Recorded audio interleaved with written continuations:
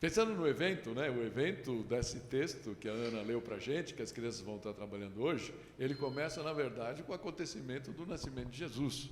E a gente leu, foi o ponto principal da nossa leitura na semana passada, que fala assim, né, Lucas 2, nós estamos em Lucas 2, versículos 6 e 7, que fala, enquanto estavam lá, chegou o tempo de nascer o bebê, e ela deu à luz ao seu primogênito,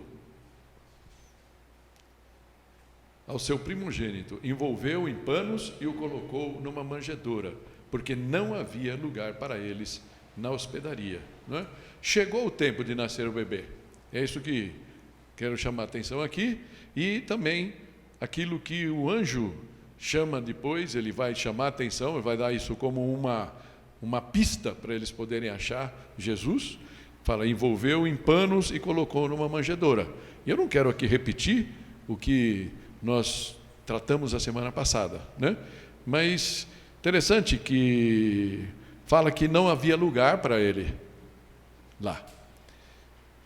Alguns arqueólogos foram um pouco mais fundo nessa história, analisaram Belém, e de vez em quando você colocar lá no Google Maps Belém hoje, nem parece algumas vezes, né? De tão pequeno que é. E na época era muito pequeno. E ele chega à conclusão que, embora tenha sido o lugar onde que a família de Jessé, né, o pai de Davi e tudo mais, Davi nasceu ali, não tem depois nenhum registro bíblico de Davi ter ido tomar um cafezinho lá na casa do pai e tal, ou seja, Belém parece que saiu um pouco, embora estivesse muito perto de Jerusalém, parece que saiu um pouco do radar de Davi e tudo mais. E imagina, mesmo que eu tenha falado da semana passada, que ele, como teve lá 20 filhos, em 1000 anos deve ter tido muitos descendentes, mas os arqueólogos mais ou menos calculam que a população, nesse momento que Jesus nasceu, de Belém, era mais ou menos de 300 pessoas. Bem pequenininho, né? Bem pequenininho. Então, eu imagino realmente que mesmo, por mais parentes que sejam, tinha aqueles parentes cacifão, né? Deve ter, né? Aqueles que mantiveram algum contato com a família que ainda morava lá em Belém, conseguiram lugar. Mas boa parte daqueles descendentes que foram para lá realmente não conseguiram lugar. E tudo indica que eles ficaram ali, tipo num albergue, alguma coisa meio ao tempo mesmo. Por isso não havia lugar para Jesus quando ele nasceu.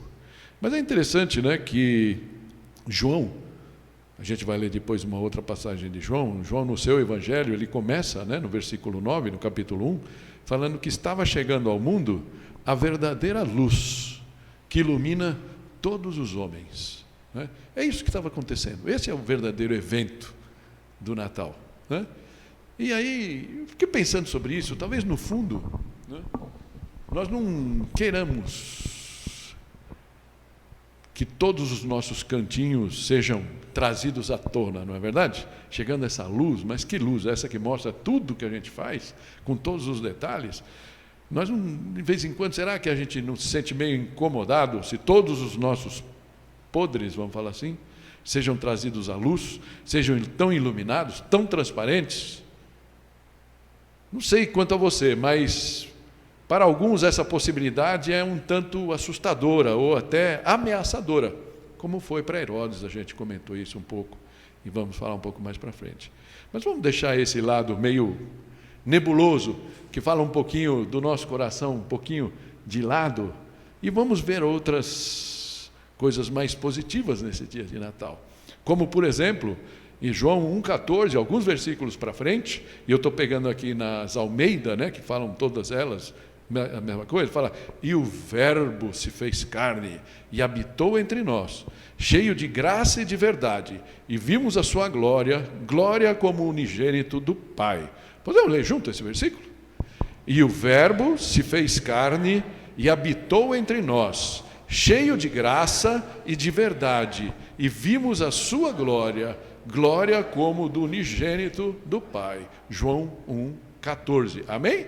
O verbo se fez carne, o próprio Deus, o Logos, né? Que as Bíblias mais modernas, como a NVI, trazem como a palavra, né? A palavra de Deus, a própria ação de Deus. Por isso as Bíblias mais antigas chamam do verbo. Eu ainda continuo gostando dessa coisa, porque verbo demonstra ação, né? A palavra parece uma coisa estática, embora não seja, né? Mas a palavra no grego aqui é o logos, ou seja, é o princípio de tudo. É aquilo que faz tudo se mover, tudo acontecer, tudo fazer sentido. Então, aquele que faz tudo fazer sentido, que fez todas as coisas, se tornou carne e habitou entre nós. Amém? Disso se trata o Natal. Essa é a festa que nós estamos comemorando. Esse é o verdadeiro evento.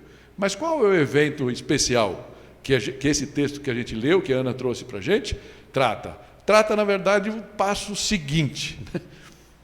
Quando fala lá em Lucas 8, versículos 8 e 9, né, começa a falar: havia pastores que estavam nos campos próximos, e durante a noite eles tomavam conta dos seus rebanhos. Um evento especial. E é interessante pensar, os pastores, né? Só para a gente aqui posicionar. Pastores eram gente simples, primeira coisa. Gente bem simples. E outra coisa, pastores eram... Sabe, você conhece aquela pessoa, teu conhecido, teu parente, que tentou ser pintor, não deu. Aí, vai trabalhar na construção, não deu. Aí tentou ser vigilante, não deu, dormia no trabalho. E aí vai rodando, e fala, o cara não dá certo, né? O cara não quer saber, não quer aprender, não quer estudar, não quer ler. E aí vai ficando na vida, e aí de repente o que vai fazer? Estamos precisando de um pastor lá. Era mais ou menos esse o contexto aqui, né? Tem as ovelhas lá, e é bom porque a ovelha não é que nem a raposa, nem nada, né? Não precisa correr muito para pegar as ovelhas, tal, elas estão mais ou menos ali de boa. Então, vai tomar conta das ovelhas. Então, era mais ou menos esse conceito. Pessoas simples também, muitas vezes até intelectualmente, a gente poderia falar assim. Talvez um bando de perdedores no conceito nosso hoje, né? Era esse tipo de gente. Tem até alguns estudiosos, a Bíblia não fala disso, né? Então, mas só para dar o contexto geral, alguns falam que até a turma não gostava muito deles, porque de vez em quando, como eles estavam ali à noite, um monte de quintais, um monte ali, né? Aquelas áreas, cuidando das ovelhas, e não tinha nada, não tinha ninguém, de repente ali uma aguinha, de repente ali uma coisinha ali dando sopa, um queijinho, né? Então eles eram conhecidos também por não ser assim, aquela flor de integridade. Mas talvez para a elite, sabe essas profissões que de vez em quando, ontem aconteceu, a gente mora num condomínio, e pelo menos a gente tem alguns outros eventos que a gente acaba se comunicando com eles, mas tem pelo menos uma coisa que acontece na virada de todo ano, no Natal, que os lixeiros, né, o pessoal do lixo comum, e lá também tem uma parte do reciclável, né, então passa um pouco mais tarde, e esses a gente ainda vê de vez em quando, se está em casa, lógico. Quem sai cedo para o trabalho não vê nunca também, né? Mas o pessoal que faz o lixo comum, que pega lá todas terças, quintas e sábados, a gente nem vê, a gente nem sabe a cara deles. E talvez esses pastores fossem assim, essa gente anônima, que ninguém sabe a cara. Aí nesses dias eles passam mais tarde de propósito, buzinando, tal, né? E aí ontem, sei lá, eu desci, passou lá o lixeiro do comum, né? Que sempre passa bem cedinho, tanto é que a gente tem que pôr o lixo na noite anterior, porque senão não dá tempo. Mas dessa vez eles passaram, sei lá que hora, era já próximo da hora do almoço. Aí eu saí lá e dei uma grana, né, para eles lá, porque é a única... Eles realmente merecem, né? Pelo trabalho que eles fazem. E aí tudo bem, então eu vi, dei na mão dele, vi olho no olho, falei, que Deus te abençoe, né? Muito obrigado pelo trabalho de vocês, ele agradeceu e tal. Então, não sei o nome dele, mas são essas coisas. Parece que para a sociedade, mas para Deus, cada um deles tem nome. Ele sabe que é o João, que é o Carlos, que é o Ricardo, que tem família, tem filhos, que luta pelo seu dia a dia. E parece que talvez por isso, Deus olhou para aquele bando ali, como um dia Ele olhou para mim, Ele olhou para você, e falou, vem comigo. Amém? Gente boa, gente não tão boa, gente de uma certa estirpe, mas na maioria, gente como a gente. Gente simples, gente que talvez não tenha tido um berço, uma família de grandes valores, mas aqui nós estamos, amém? Eu dou glória a Deus por isso. Eu dou glória a Deus por isso. Pelo meu pai mecânico, que dava duro e deixou a gente com muito pouco, com algumas dívidas, com algumas ferramentas da oficina para a gente vender. E eu era muito pequeno, minha mãe quase iletrada, levamos muito tombo, muitos vigários, vigaristas, né? Desculpa, vigário não quero ser mal interpretado. Talvez tua história seja mais ou menos por aí, né? Diferente, mas com coisas assim.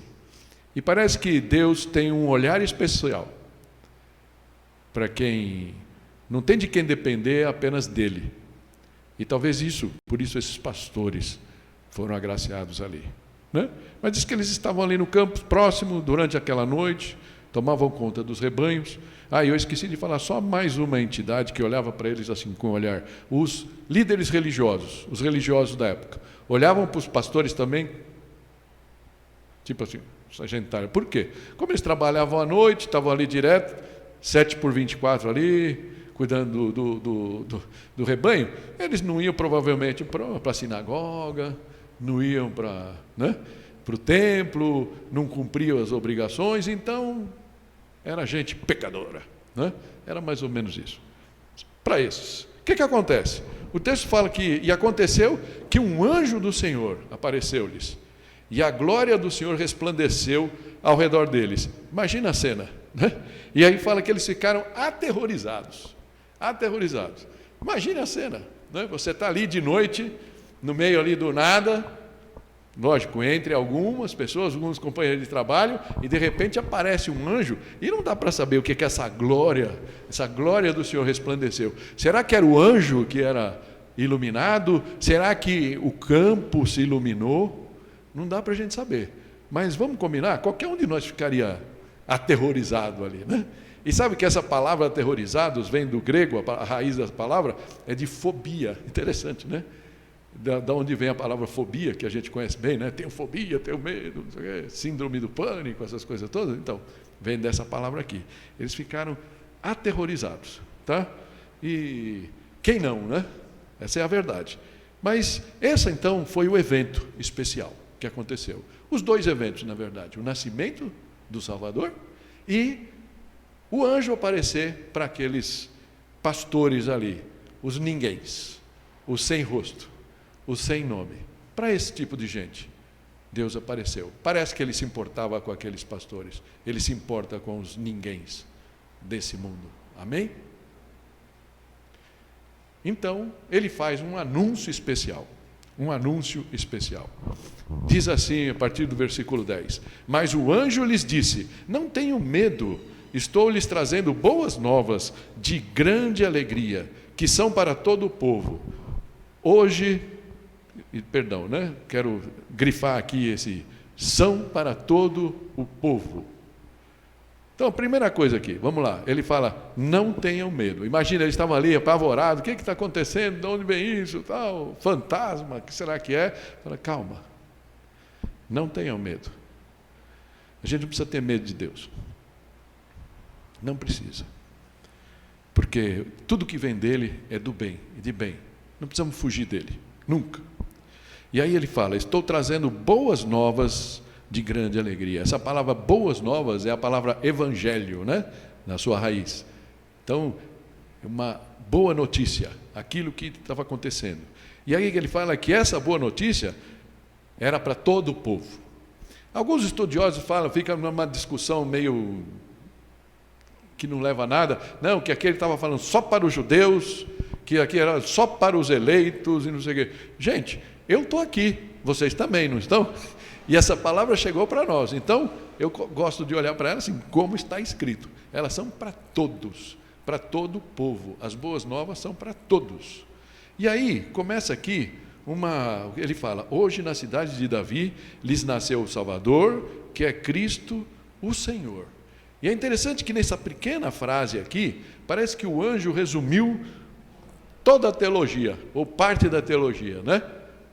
Ele fala ali da cristologia, ele fala quem era aquele menino, de uma forma muito concisa, aquele menino que estava ali, que ele viria a ser. Então a primeira coisa que a gente pensa, né? Quem é esse bebê que mudou a história do mundo?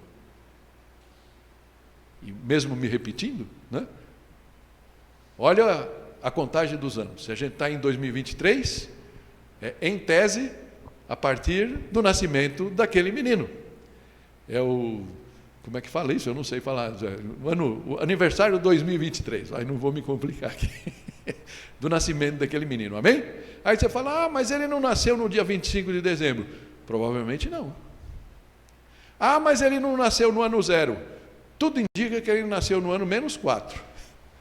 Mas foi um problema de datação do calendário. Quando se fez o calendário, se percebeu que tinha cometido um erro, então não ia mudar tudo. Então começou, é como se Jesus tivesse nascido no ano -4. Mas isso não tem importância para a gente. E eu fiquei pensando nisso. Alguns falam, não, a gente não deve comemorar o Natal, porque isso é coisa de uma festa pagã, ou porque ele não nasceu no dia 25 de dezembro. E eu fico pensando o seguinte, imagina que você adota uma criança, ou você tira a criança de uma situação difícil, você traz para sua casa, lógico, se você faz tudo bonitinho, né, como deve ser, você tem toda a documentação da criança, então provavelmente já vem lá a data de nascimento da criança e você não vai ter problema. Mas a gente sabe que nem todas as adoções são assim. São algumas adoções que são do coração, né? De repente você salva a criança numa situação difícil, de repente você tem a criança em casa, e aí o que você faz? Você vai estipular um dia a partir do qual você vai começar a comemorar o aniversário dela, não é? Então, qual é o maior problema? Jesus não nasceu no dia 25. Provavelmente não, porque se esses pastores estavam ali no pasto com as ovelhas, lá não é frio que nem um país bem frio que passa pela tua cabeça aí, né? Não é como se fosse Nova York, mas é frio suficiente para a grama queimar e para não poder aí os pastores estarem lá em dezembro. Então tudo indica que ele deve ter nascido entre abril e novembro. Mas e daí? Não é? E daí? O importante é que nós temos uma data que a gente pode falar, olha, mais um ano que Jesus nasceu. Mais um ano que a paz chegou entre os homens, amém? Disso se trata. Então, quem é esse menino que mudou a história? A primeira coisa que o anjo fala é que ele é o Salvador. O Salvador, né? Então, muitos judeus esperavam um líder político que ia salvá-los do domínio dos romanos, certo? É isso que eles esperavam. Não passava pela cabeça deles que era Deus encarnado, né? Eles só pensavam nisso. Outros, que talvez a gente se inclua nisso quando a gente chega perto de Jesus, um Salvador que nos livrasse das nossas enfermidades, dos nossos sofrimentos físicos, certo? Essas questões que estão todos nós. Mas aparentemente a proclamação do anjo diz respeito àquele Salvador que tinha uma missão de efeitos eternos. Ou seja, ele nos livraria do pecado e da morte. Amém? Por isso, Mateus 1:21, a gente leu isso, né? Naquela conversa do anjo, quando ele apareceu para José. José estava ali meio, falou, eu vou entrar dessa moça, essa moça está me enganando, o que é que eu vou fazer? O anjo aparece para ele, para contar o que estava acontecendo em sonho, e o anjo fala, aí Mateus 1:21, ele dará à luz um filho, e você deverá dar-lhe o nome de Jesus, porque ele salvará o seu povo dos pecados. Então, por isso o anjo está falando, chegou o Salvador, aquele que salvará o povo dos seus pecados. Como ele vai fazer isso? A gente conhece a história. Aquele menino teria que crescer, aquele menino teria que aprender o que é a tentação humana, teria que aprender todas as dificuldades da nossa vida em geral, viveu privado, provavelmente, de muita grana, certo? Com muitas dificuldades, mas para que ele soubesse onde aperta o nosso calo. Ensinou coisas fantásticas que os evangelhos nos mostram, Mas no final ele completou a tarefa dele, quando ele morre na cruz. E ele verte o seu sangue ali. Aquele sangue precioso de Jesus é o que tem o poder de nos resgatar das trevas e nos levar para a sua maravilhosa luz.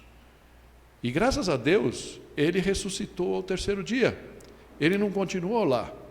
Porque se Jesus tivesse morto, é como se ele não tivesse vencido a morte. Mas ao ressuscitar ao terceiro dia, ele venceu a morte. E ele está então pronto para nos dar vida. Amém? E é isso que o batismo representa, não é? Quando a gente desce, fala, desceu o velho Carlos, saiu das águas o novo Carlos. Aquele que está em Cristo é nova criação. As coisas velhas já passaram. Eis que surgiram coisas novas. Amém? Amém? Então, essa é a proclamação que o anjo faz. O Salvador. Mas ele segue, né? E ele fala que é Cristo. E o Cristo, não sei se você sabe, né? Cristo não é o sobrenome de Jesus. Amém? Não é o sobrenome de Jesus. Cristo é um título. Cristo é a palavra grega para Messias, que é a palavra no hebraico. E Messias significa o ungido de Deus, aquele escolhido por Deus, aquele preparado para essa missão, o esperado, né? O esperado das nossas almas, o amado das nossas almas. Isso é o Cristo, é disso que fala. Aquele que as Escrituras previram, certo? Profetizaram que viria, e o libertador há muito esperado pelos judeus, embora eles não entendessem. Então, este é o Cristo. Mas ele ainda fala mais uma coisa, ele fala o Senhor. E aí a começa a ficar mais especial, né? Porque ele fala que, e é interessante que ele não fala aqui um Senhor, ok? Ele fala o Senhor, o Senhor. Não é um termo de respeito, né? Porque hoje quando a gente fala Senhor, né? Aí de vez em quando eu vou falar com o seu Roque, e eu não me sinto à vontade de chegar, ô Roque, tudo bem? Aí, falou, amigão, né? Então eu falo seu Roque. Então, a gente usa o Senhor muitas vezes assim, né? Como respeito. A gente aprendeu assim. Talvez os mais jovens não tenham, mas pelo menos a turma da minha forja era assim que a gente fazia. Então, mas não é isso que o anjo está falando aqui, né? Vocês entendem? É interessante, o anjo está dizendo que esse menino que estava lá envolto em pano, numa manjedoura, é o Senhor, é o próprio Deus num corpo humano. O Deus encarnado, o Emanuel. Lembra disso que o anjo falou? Deus conosco? Então, ele é o Senhor, o único Senhor, o verdadeiro Senhor. É isso que o anjo está falando ali, 3 palavrinhas, né? 3 palavrinhas só, né? As meninas vão lembrar. Aí o versículo segue, né? O texto segue dizendo, isto lhe servirá de sinal, encontrarão o bebê envolto em panos e deitado numa manjedoura. Está vendo? De novo aqui, ele falando isso, lembrando disso. É importante a manjedoura para falar, porque está falando ali que aquele bebê é humilde e aquele bebê é acessível. E assim foi Jesus. Foi uma característica que Jesus levou por toda a sua vida e ministério, enquanto ele esteve entre nós. Amém? Mais interessante que aquele anúncio recebeu um turbo. Certo? Eu estou chamando aqui de um reforço especial. Mas imagina um anjo falando no meio deles e de repente aparece, né? Você liga o turbo e aparece ali, o versículo 13 fala, de repente uma grande multidão do exército celestial apareceu com o anjo, louvando a Deus e dizendo, glória a Deus nas maiores alturas e paz na terra aos homens a quem Ele concede o seu favor. Amém? Então, imagina a cena. Eu sei que eu já vou me repetindo com as minhas histórias velhas aqui, né? Já por 10 anos que vocês escutam minhas histórias, já escutavam de antes, mas logo quando eu me converti, eu tinha uns sonhos à noite, quando eu me converti eu já não morava lá, mas eu passei a minha infância toda morando numa vilinha lá em Pinheiros, e eu morava numa casa, né? Eram 3 casas, e aí fazia assim e tinha um corredor, bem na frente da nossa casa. Muitas vezes, quando era criança, eu ficava sonhando aquela coisa, entrando lá, o homem do saco, sabe essas coisas assim? Um gigante entrando lá, eu acordava assustado. Tal. Mas Quando eu me converti, vinha uma visão assim, sempre reincidente, né? Que sempre voltava. Daquele céu que eu via ali da janela da casa, via assim aquele panorama, e de repente uma coisa como essa, uma multidão de sonhos, astros, uma coisa fantástica, que eu ainda acho, não naquela casa, porque eu nunca mais vou voltar naquela casa, né? Imagino, tá? Mas ver uma coisa assim do céu. Talvez isso aconteça quando Jesus voltar, vier nos resgatar. A gente não sabe quão bonito vai ser, porque fala que vai ser uma coisa que ninguém vai falar, olha, acho que ele já chegou. Não, vai ser uma coisa grandiosa, grandiosa, e nós vamos subir, vamos estar com eles nas alturas, amém? Então, deve ter sido grandioso aquele momento, uma multidão celestial, né? E é interessante que não fala cantando, né? Fala dizendo, a gente não sabe como é que é isso, mas dá para interpretar isso como um hino. Glória a Deus nas maiores alturas. Mas aqui, eu queria chamar a atenção disso. Paz na terra aos homens, a quem ele concede o seu favor. Que tipo de favor Deus está concedendo aos homens através daquele nascimento? Talvez Deus tenha olhado para o homem lutando com as suas próprias fraquezas e com as suas próprias impossibilidades de lidar com o pecado e decidiu enviar seu filho. Amém? Para trazer paz. Como a gente falou, né? A chegada da paz. Então, essa decisão ele tomou desde o princípio, desde o pecado de Adão, a gente pode ver lá, quando ele fala que ele mandaria o filho da mulher que ia ferir, ia pisar na cabeça da serpente, mas a serpente ia morder o seu pé. É isso que fala ali, ok? Mas esse menino, portanto, representa a paz. Ele é o príncipe da paz que a gente cantou, né? Que seu nome será maravilhoso conselheiro, Deus forte, Pai da eternidade, príncipe da paz. Mas que tipo de paz? E eu queria que a gente pensasse muito rapidamente aqui. A primeira paz é óbvia, né? É a paz com Deus. A paz que Jesus ia conquistar quando ele morresse, na cruz, com o seu sangue, pagando pelos nossos pecados, mas não só por isso, para outras grandes bênçãos que ele conquistou, tá? Então, quando ele venceu a morte, então, ressuscitando no terceiro dia, como já falei, ele conquistou a vida para nós, a vida eterna, na sua presença. Então, essa é a primeira paz que a gente pode ter. Estava outro dia orando, vendo umas coisas, e falei, maravilha, eu posso ter paz. Eu não preciso brigar pelo meu futuro eterno, mas eu sei para onde vou. Amém? Você sabe para onde você vai? A gente pode dar um glória a Deus? Glória a Deus? Glória a Deus, né? A gente já sabe. Mas tem outras dois aspectos dessa paz. O segundo aspecto é paz comigo mesmo. Paz que você pode ter com você mesmo. E essa paz não tem preço, não é? Paulo fala da paz que excede todo o entendimento. Uma paz que a gente não encontra no mundo. Uma paz que não adianta, todas as biritas que eu tomar não vão me fazer sentir essa paz. Todas as histórias que eu falar não vão me dar essa paz. Todo o dinheiro que eu ganhar não vão me dar essa paz.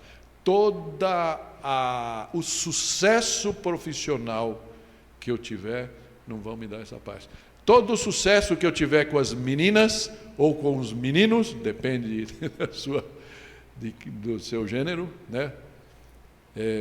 Também não vão dar essa paz. Quão popular você for, não vem daí essa paz. Vem da paz de saber que nós temos um Deus que nos ama e que pagou o preço para que a gente possa estar na eternidade com Ele, amém? E isso nos dá paz. O Flávio não gosta de mim, o Flávio não me ama. Que pena que o Flávio não me ama, mas Deus me ama, amém? Tudo bem, Flávio, depois a gente conversa.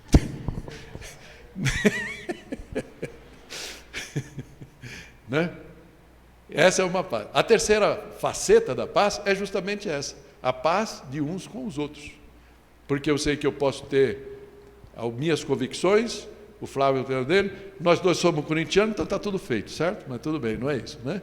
A gente pode ter partidos diferentes, a gente pode ter visões de vida diferentes, mas nós temos um Deus comum, amém? E isso que vale. As nossas convergências, a gente se agarra nas nossas convergências, nas coisas que nós estamos juntos, e as que nós estamos separados, a gente releva, amém? É isso então. Isso é que aquele anjo está falando, olha, ele veio, né, que eles estão gritando, paz na terra aos homens a quem ele concede o seu favor. Amém? Jesus disse em João 14, 27, deixo-lhes a paz, a minha paz lhes dou. Não a dou como o mundo a dá. Pensa em qualquer paz, tipo de paz que você vê aí no mundo, e vê se essa paz que o mundo dá, te dá paz, na verdade. Né? Por isso Jesus está falando, não dou paz como o mundo dá. Não se perturbe o seu coração, nem tenham medo. Amém? Não tenham medo. A gente não precisa ficar com o coração perturbado pelas dificuldades da vida, pelas dificuldades de relacionamento, ou por qualquer coisa que seja. A gente sabe que o príncipe da paz é o nosso Senhor. Amém?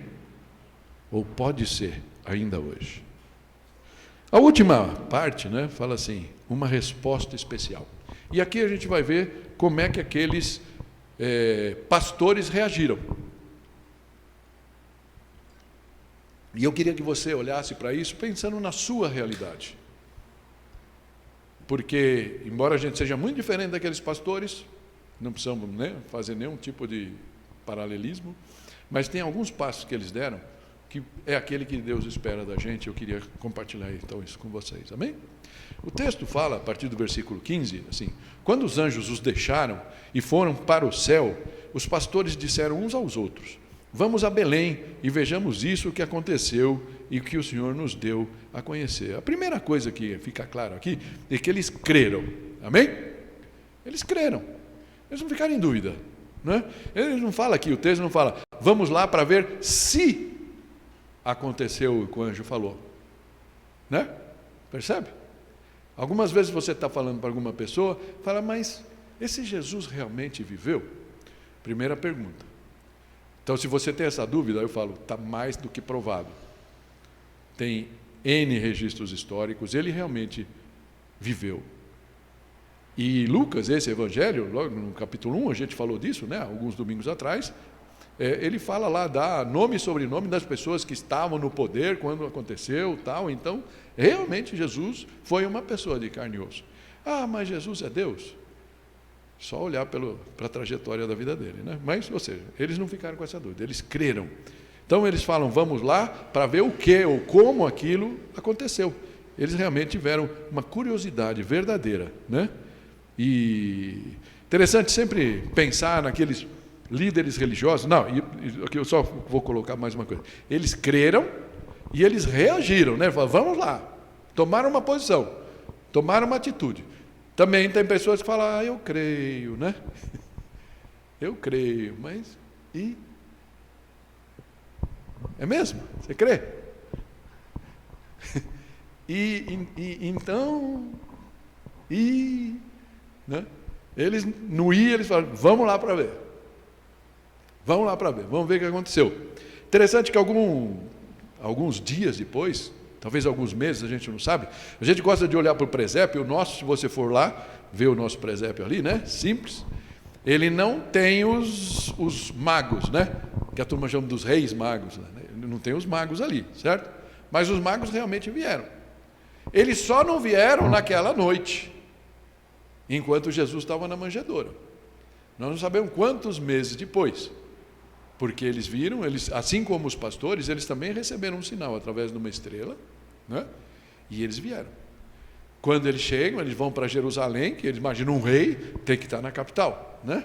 E eles vão lá e eles falam com Herodes, que era o rei ali, da parte da Judéia, e tem toda aquela história que a gente não vai entrar aqui, mas o que Herodes faz? Primeira coisa, ele chama os religiosos, os líderes religiosos, para falar, onde vai nascer esse menino? E aí eles voltam lá, olham por todo o Antigo Testamento, as profecias, e falam, olha, ele vai nascer em Belém. Aquele versículo que a gente leu lá, de Miqueias, tal, tudo bem, ok? Ok. Só que Passa isso, eles falam, os magos vão lá visitar Jesus, tudo mais, e nenhum dos líderes religiosos, pelo menos a Bíblia não mostra isso, se dignou a ir lá. Ou seja, para eles não importava, né?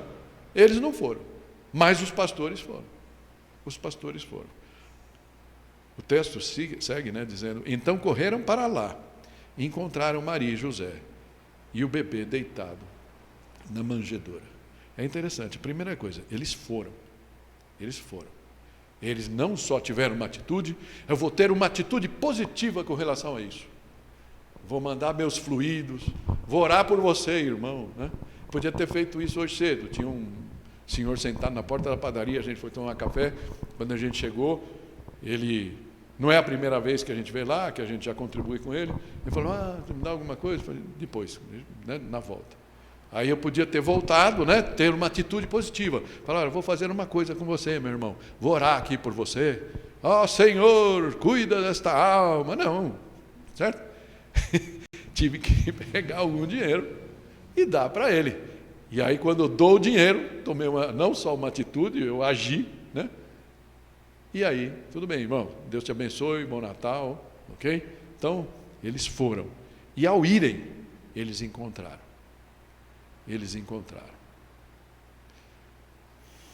Quantas pessoas não encontram Jesus? Porque, de repente, em volta daquilo que é a sua vida, os seus afazeres, o seu trabalho, as suas preocupações, fala: não vou não. Desculpa, não estou querendo agredir vocês que estão nos assistindo pelo YouTube, né? Mas de repente fala: vou assistir de longe, não é? Ir é muito importante, porque quando a gente vai, a gente encontra. Tem um texto maravilhoso que eu não canso de repetir, e vocês, logicamente, têm que sempre ler comigo, né? Jeremias 29, 13 a 14. E fala assim, podemos ler junto também? Vocês me procurarão e me acharão quando me procurarem de todo o coração. Eu me deixarei ser encontrado por vocês, declara o Senhor, e restaurarei a sua sorte. Amém? Você pode ler, se você for ver na tua NVI, e falar: mas a NVI não fala isso. Olha lá no rodapé, tem lá, essa versão está mais concorde com as versões Almeida e tudo mais, né? Então, vocês me procurarão e me acharão quando me procurarem de todo o coração. Você tem procurado o Senhor de todo o coração? Ou você tem feito isso de uma forma mecânica? Eu me deixarei ser encontrado por vocês. É lindo isso, gente. Porque Deus não se esconde, Ele está lá. Quer dizer, talvez Ele se esconda quando a gente não vai com o coração, não vai até Ele com o coração da forma correta. Mas Ele fala que eu vou me deixar. Porque brincou, esconde com criança, lembra? E a criança começa a te procurar e você está tão bem escondido que a criança não acha, aí de repente você chega assim e faz assim: deixa o pé para fora, né? Tira o pé para fora da geladeira lá, vai ter que ver meu pé aqui, né? Aí a criança: achei, poxa, estava tão escondido e você achou. Como era bom isso, né? A Ana, muitas vezes, o João, meu filho, né? A gente brincava assim. E aí você se deixava encontrar. E é isso que Deus faz com a gente. Amém? Ele se deixa encontrar. Depois de o verem, contaram a todos o que lhes fora dito a respeito daquele menino. E todos que ouviam, os pastores diziam, ficaram admirados. Então, outra coisa que eles fizeram, quando você encontra Jesus, quando isso tem um valor muito grande para você, como aquele mercador de pérolas, que de repente achou aquela pérola de grande valor, e ele vai e vende tudo o que tem, e ele não consegue se conter, e ele quer falar daquela pérola. Amém? Isso acontece muito próximo da nossa conversão. Infelizmente, o tempo vai passando, e de repente a gente vai... Eu vi um pastor falando que é como assim, uma câmera, né, de um pneu, que tem um furinho bem mínimo, né? E ao longo do tempo parece que ele vai assim, né? Vai murchando, estou velho, tal, e a gente deixa de falar da alegria da nossa salvação. Amém? Nunca perca esse vício. E aqueles lógico, na novidade daquilo que eles tinham descoberto, eles vão e anunciam, e as pessoas ficavam admiradas pelo que ele viu. E aí esse texto acaba, a gente não vai ler o versículo 21, fala assim: Maria, porém, guardava todas essas coisas e sobre elas refletia em seu coração. Os pastores, por sua vez, voltaram glorificando e louvando a Deus por tudo o que tinham visto e ouvido, como lhes fora dito. Duas coisas para mim ressaltam aqui, já não como atitude, mas como resultado daquilo. Alegria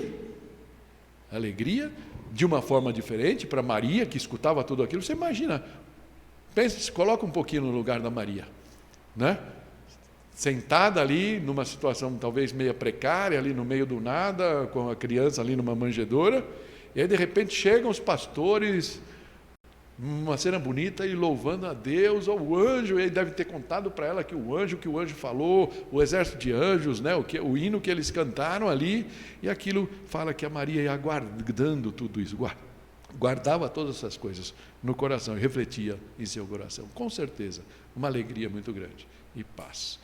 E aqueles pastores também voltaram com essa mesma paz que excede todo entendimento. Isso me faz lembrar do Salmo 23, Fala: o Senhor é o meu pastor e nada me faltará, de nada sentirei falta. Que aplicações a gente poderia tirar desse texto para a nossa vida? O único versículo que a gente não leu aqui é o 21, que fala que quando o menino fez 8 dias, foram levar ele e o registraram, o batizaram com o nome, não, o registraram, com o nome de Jesus. Amém? Porque era o nome que o anjo tinha falado. Não seria um nome de família normalmente.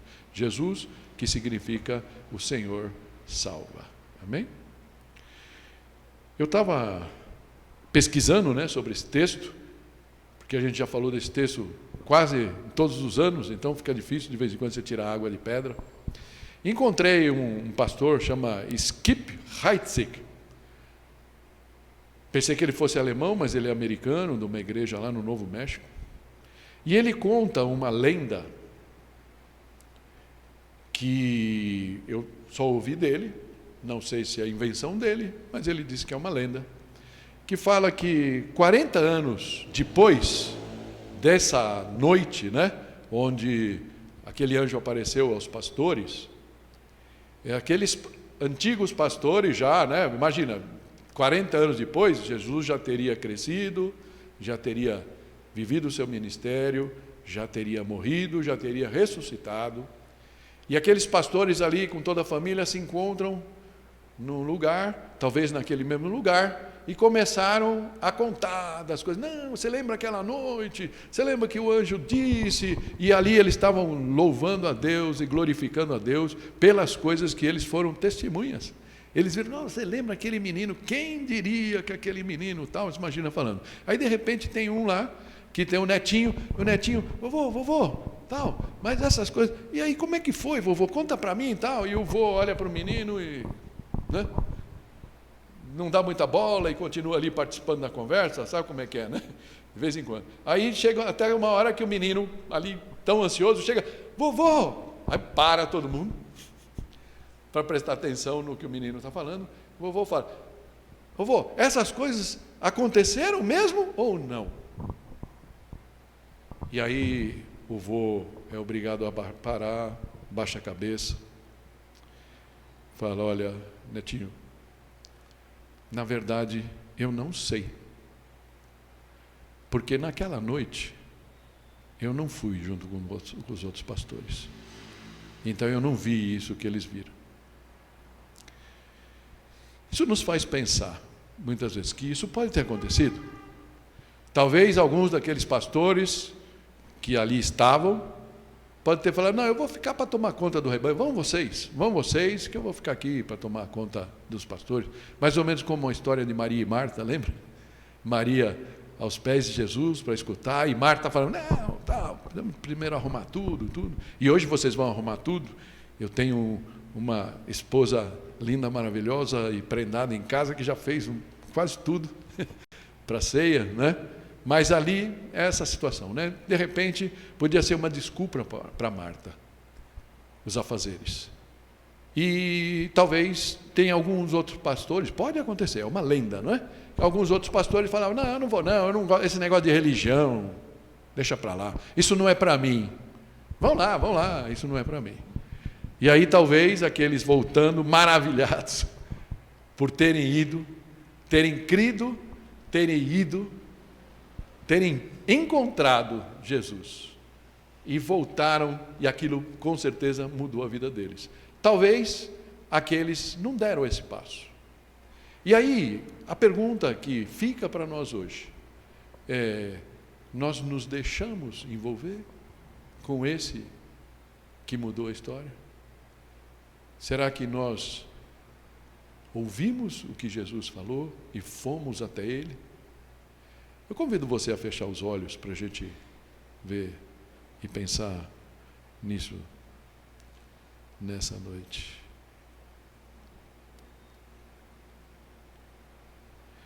E aí,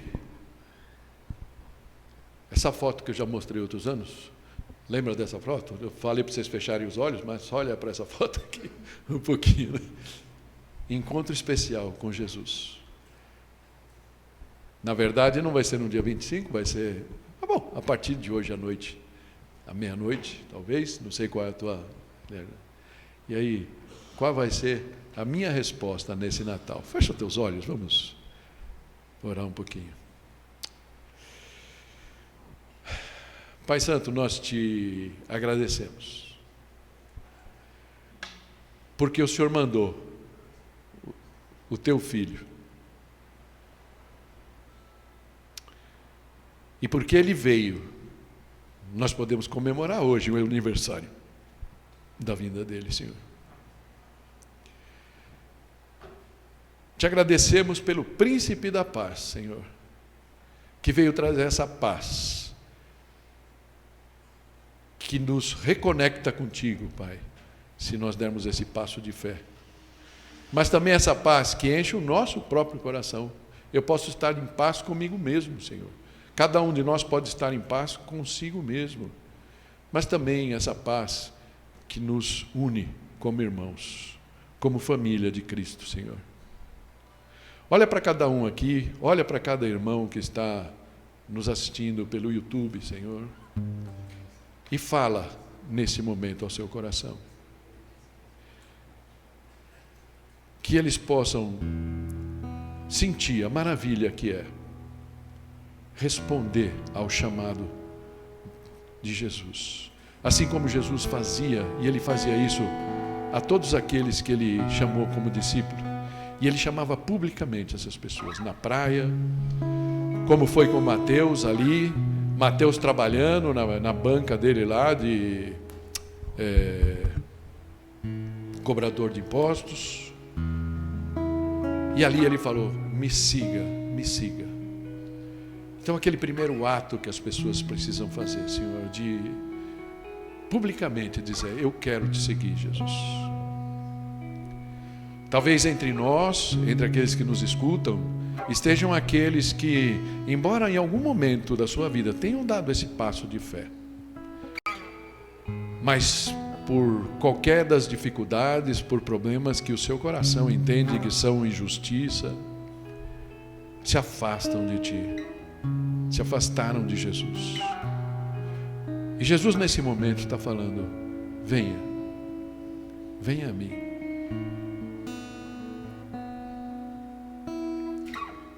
Aquilo que Jesus quer, que o nosso Natal, esse aniversário que nós vamos ter, comemorar hoje à noite e amanhã durante o dia, seja um dia especial, seja um dia de encontro realmente, que a gente possa dizer hoje e também proclamar junto aos nossos filhos, amigos, familiares em geral, fala, hoje é um dia que eu reatei minhas ligações com Jesus. Hoje é o dia que eu disse sim, Jesus, retoma o seu lugar na minha vida, no meu coração e faz morada nele para sempre. Em nome de Jesus. Amém.